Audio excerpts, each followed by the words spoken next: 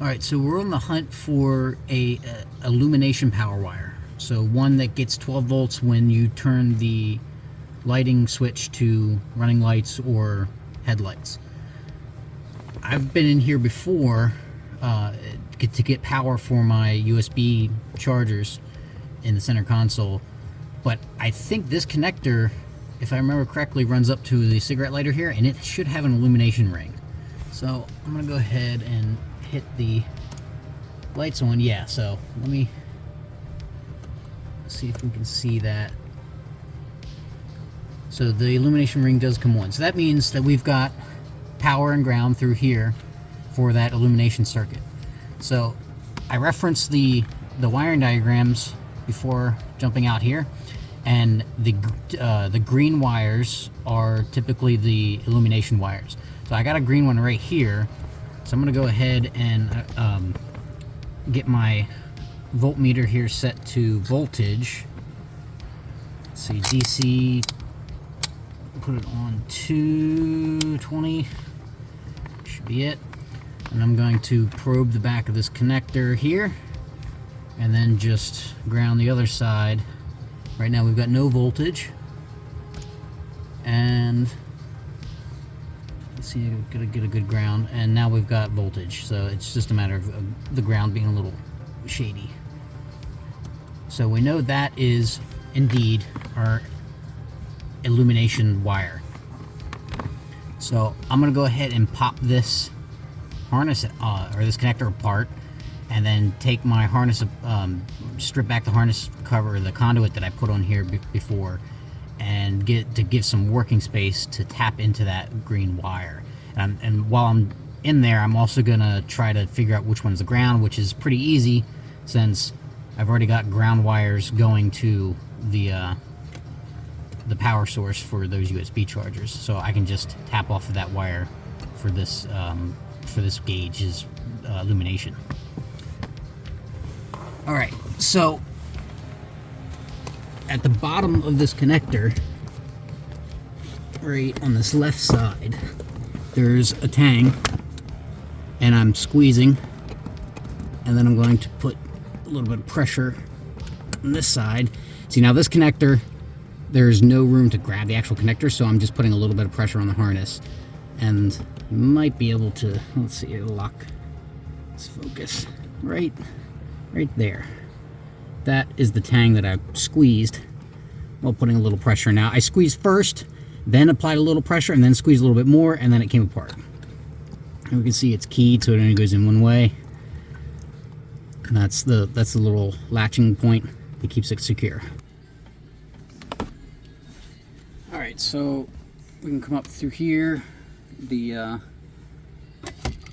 ashtray's easy. You just push down this lever, slide it out, and then you should be able to get access to this wiring harness through the side here. Now, I've already been in, since I've already been in here, the harness is a little bit bulkier than it would be normally. But now we have some space to work. But if this turns out to be not enough space for you, you can actually remove this this tray right here, this track. There's two Phillips head screws, interior screws right here, and then an illumination light bulb that has a little wiring harness associated with it. And you can take those two screws out and then pop this tray out, and it'll give you a little bit more working space in here, and you might even be able to pop this whole assembly out. I don't think it has a screw. It's probably just pressure fit, but it's alright. I don't want to risk breaking it, but especially since I can access the entire harness right here. So I'm going to go ahead and strip this back, take this conduit back. I'm going to leave the left side on there because there's no reason to touch that. Just going to undo this side.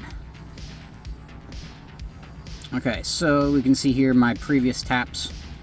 I used a factory style crimp and then some heat shrink. So to get the heat shrink on there though, you have to de-pin this connector, pull the pins out, and then that allows you to slide heat shrink over the terminal and then heat shrink the tap. So there's 100 ways to do this. I chose to do open barrel crimps with a very special crimper. You can solder, you can, as much as I hate it, cut the wires and put butt connectors in. If you do that, make sure you get the, at least the very least, get the heat shrink butt connectors. That way you have some form of tension on the wire over just the crimp. Now, a proper crimp should hold the wire together, but there's butt connectors, there's cheap ones, they have no bite to them. So at least the ones with the heat shrink will give you a little bit more strength in the joint outside of the crimp. Okay, so back to our illumination wire here. It looks like we've got our green one right here. I'm going to go ahead and pop this connector apart and take this pin out. So we have a lock right here that needs to be lifted, and then that will allow us to get in here with the depinning tool and take the pin out. And then I'll slide this guy out. We'll strip a little bit of the wire, make the tap, and then that will cover the power side. Now for the ground side, since I've already got the tap here, I don't want to take this apart and redo that. I'm just going to tap into the wire I've got already and then come off of that one. Easy peasy. Alright, so I've got my depinning tool. I'm looking for the little symbol. I don't really see one on this connector, but you can see in this, on these two, this one on the left here has a little ramp to it, and that lets me get in and pick up that block. We'll see if that's high enough when we try to depin it. So this style connector got a little bit larger pins. The tang that's holding it in place is on the top here. I'm just going in, lifting up. So as I'm going in, I feel the stop of the tang. I'm gonna put this back together. I feel the stop of the tang, and I don't try to jam this in there. I just lightly pick up, and as I'm picking up, I'm using my index finger here to put pressure on that wire, and then it pops out. So the lock was up high enough, and then the terminal comes out. So these newer style terminals for this size connector have these little flags on top, and that's what engages this locking mechanism when it's inside the connector. So the older stuff, pre-1989, pre-90, doesn't have these flags, and those pins will physically fit in these connectors, but they won't 100% secure in there. They'll be a little loose. But that's just some random Toyota fact for you on the wiring. Alright, so now I'm going to grab my wiring tools for stripping and get this tap done.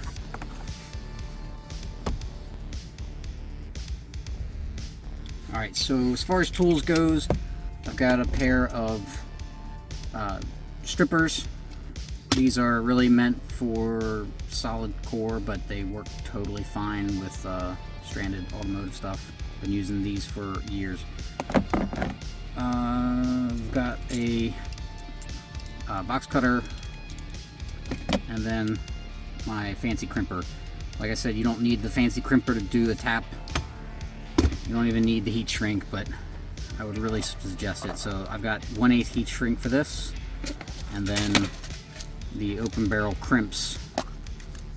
These are basically what Toyota uses in their wiring harnesses to join wires. So first step, depending on the wire gauge, sometimes I don't even bother with these. I'll actually use my auto crimpers, and it'll force the insulation apart, but it will eventually try to restore itself and close that gap. This size wire, it's kind of hit or miss with that. The surefire way is to basically cut the insulation 2 points and then slice it down the side and then unravel that. So that's what I'm going to attempt to do with this guy right here. So I'm using a pole bigger than the gauge of the wire, so I just basically score and cut through the insulation only. because you don't want to cut the copper. You'll reduce the amp capacity of that wire. So now I can take a backer of some sort like this, and then ideally, if I can not cut towards myself, I'm just cutting down the face of the wire, or face of the insulation. And since I'm parallel with the copper, I run much less of a risk of damaging the copper. There's still a chance. You just want to be careful. You don't want to go crazy and push the knife in too hard, too fast.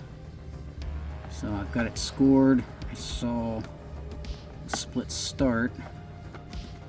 I'm just using a fingernail. It's right there.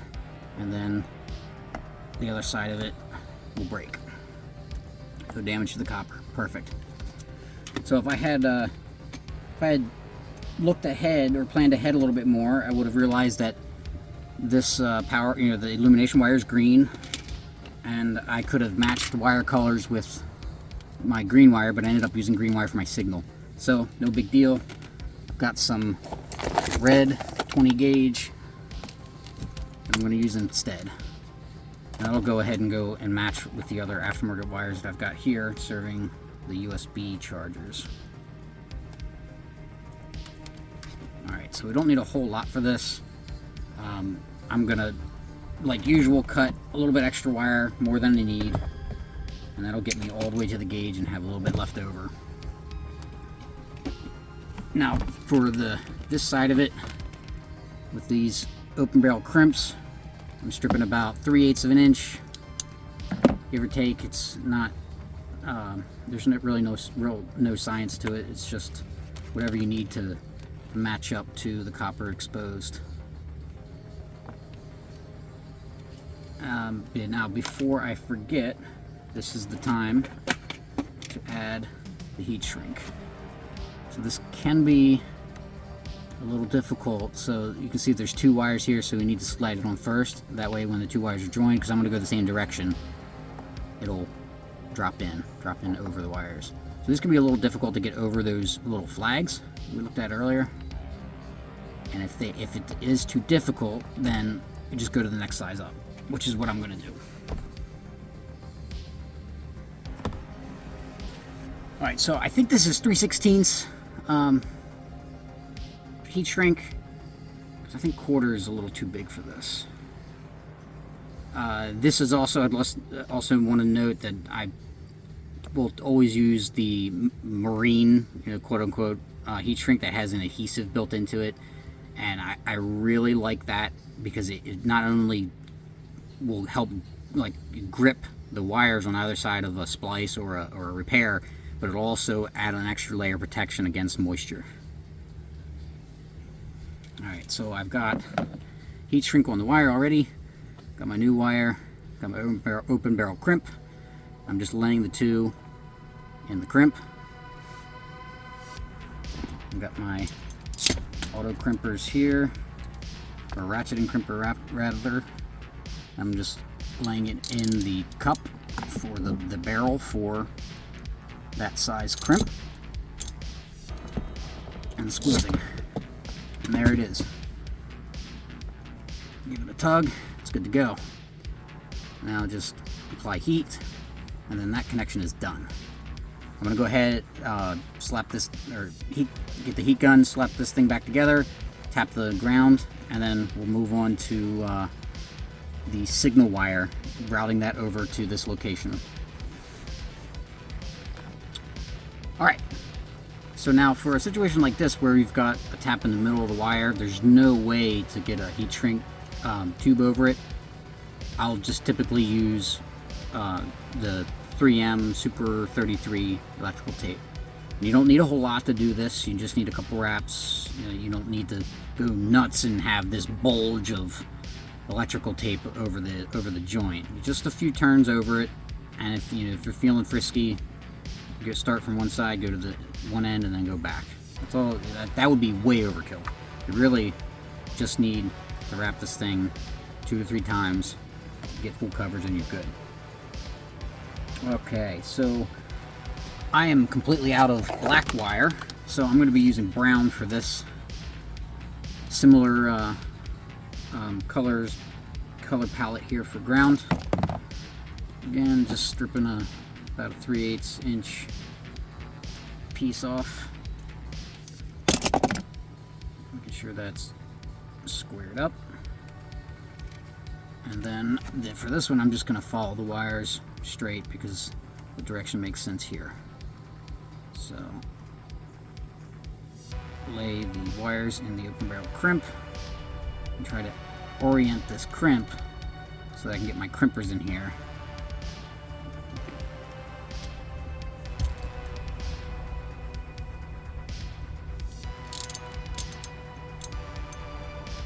Make sure that we're still engaging those wires, and then squeeze.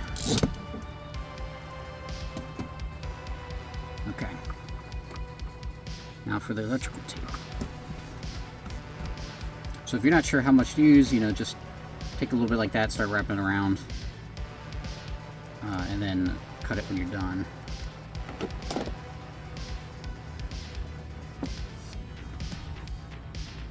So I'm going to start on the 2 wires. I'm actually going to just wrap that right around on itself and put a little tension on it as I'm coming around. Tension going over, tension going under, tension going over, under, over. And once I get past the joint, I get that first pass of tension, and then I just let the tape fall where it falls. And then that's a good tape joint. I'm going to go ahead and cut this to length and then feed it up through. We'll be good.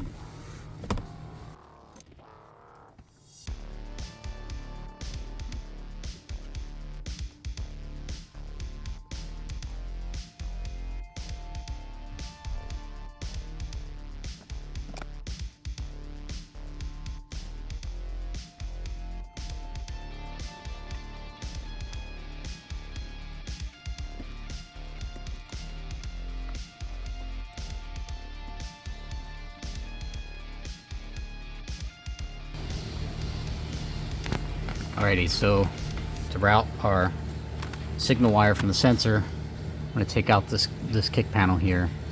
So first things first, easy, just pop that off. There's no, actually there might be. It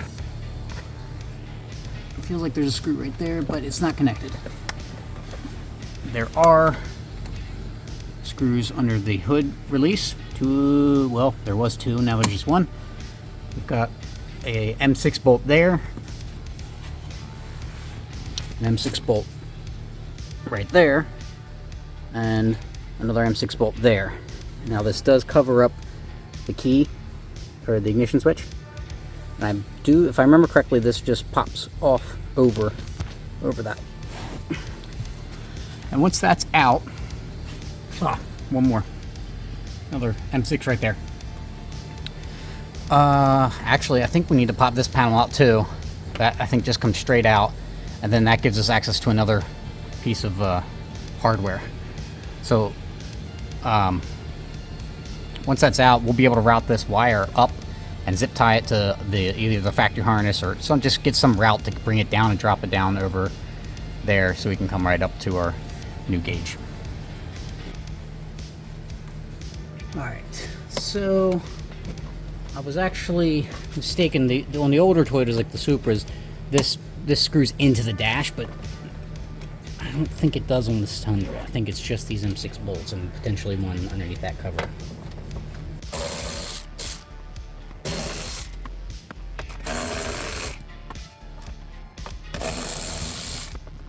Alright, so let's give this a feel. Okay, so we did not need to pop that out. But it does, I don't think it engages into it, but now that it's popped out, now that that's gone, it just popped out on its own.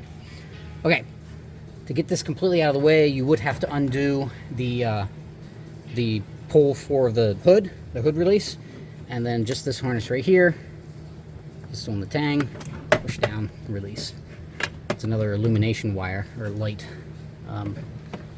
Or no, I'm sorry, that's a TPMS button. Sometimes they do have a light. Toyota does put a light on this panel. So, wiring routing. I've already got wires running through here for my aftermarket stereo system, because this truck had the JBL and I opted for aftermarket stuff, so I just ran my own wires versus buying that very expensive converter. So there also was some wires in here from the previous owner that put in a DVD player in the back. I haven't gotten a chance to really root through all that stuff yet, but since we're just running the single wire right here, I'm just gonna find a spot route to go up and just parallel and zip tie right to these existing wires. Once I get over there, I'm just gonna drop it down into our area of work over there. Easy peasy, just like the rest of it.